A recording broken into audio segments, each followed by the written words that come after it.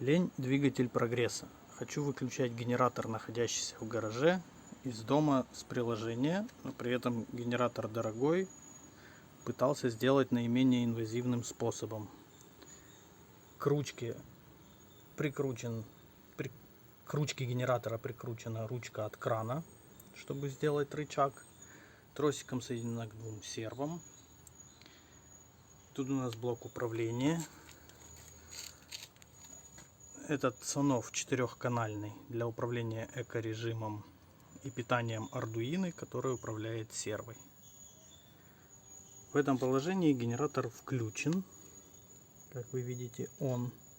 И теперь с приложения удаленно выключаем генератор. Генератор выключен.